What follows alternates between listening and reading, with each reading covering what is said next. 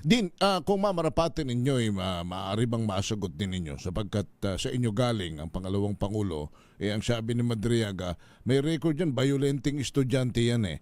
Sa inyo bang pagkakaalam o marahil dun sa mga naging professor niya, ano ba ang kwento? Meron bang ganon? Sapagkat ito naman ho itinanggi na nga ho ito ng Vice President. Pero meron bang napag-usap-usapan dyan? May mga napapagkwentuhan ba dyan? Alam mo yung batang yun, nag-aaral dito, violente yan eh, tsaka tamad yan. Pero siya naman pala first taker nung 2005 with an average of 80%. 80 yung score niya. Din, ano ho? Anong kwento sa record ng pangalawang Pangulo nung siya mag-aaral pa riyan?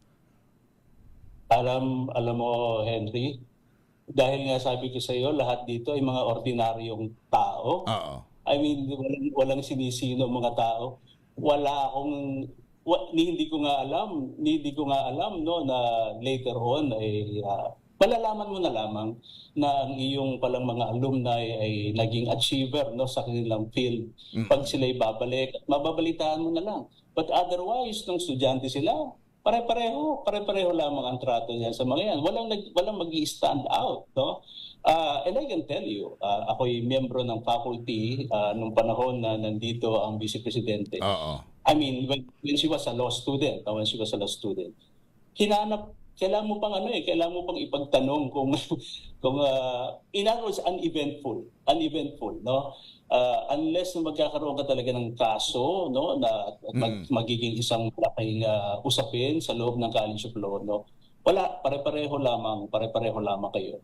So, short answer to your question is I'm not aware of any incident, no. Kasi kung meron man hong ganon at halimbawa may magrereklamo, no, say bullying, no, or kung anumang pananakit ng isang kapwa estudyante, ay di yan huy makakarating yan sa Office of the Dean o di kaya sa Office of the Dean ho yan diretso, no? At magkakaroon tayo ng formal na pagdinig, no, para malaman kung may katotohanan pa itong mga sinasabing ito. Kasi mabigat din ho ang parusa sa mga ganyan. Pwedeng exclusion or expulsion. So the fact na nakagraduate siya, ibig sabihin ay walang ganong negatibo, no, na pangyayari. Otherwise hindi na-expel na po sana sa College of Law. Hindi kaya ang minimum na exclude from the College of Law or hindi na issuehan ng Certificate of Good Moral Character. Pag wala kang Certificate of Good Moral Character, hindi ka makakapag-examine sa bar exams. So, yan. Medyo hindi ko talaga kapanipaniwala. All right.